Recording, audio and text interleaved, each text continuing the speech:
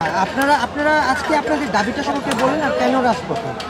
রাজপথের কারণ হচ্ছে আমাদের কিন্তু প্রধানমন্ত্রী বলেছে আমাদের সাথে সে সমালোচনা করবে, কিন্তু সমালোচনার বিষয়টা কি এখনো রয়েছে বলেন?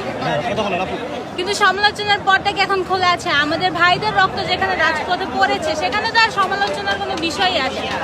আর এখন আমাদের একটাই দাবি, কারণ হইতেছে এই ফ্যাসিস্ট সরকারের পতন, যেটা একদম সত্য এবং ডাইরেক্ট কথা।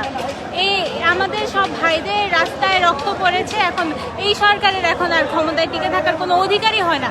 কারণ আমরা প্রত্যেকবার দেখেছি উনি আমাদের একদিক দিয়ে বলছেন যে হ্যাঁ আমার শিক্ষার্থীদের ফুলের টোকা দেওয়া হবে না, এটা দেওয়া হবে না, কোনো প্রকার আঘাত করা যাবে না, কিন্তু অন্যদিকে আমরা দেখতেছি যে কালকেও আমরা জানি কুমিল্লা এবং খুলনাতে ঝামেলা হয়েছে, তার আগের দিন সিলেটে ঝামেলা হচ্ছে, রাজশাহী এবং সিলেটে ঝামেলা হয়েছে।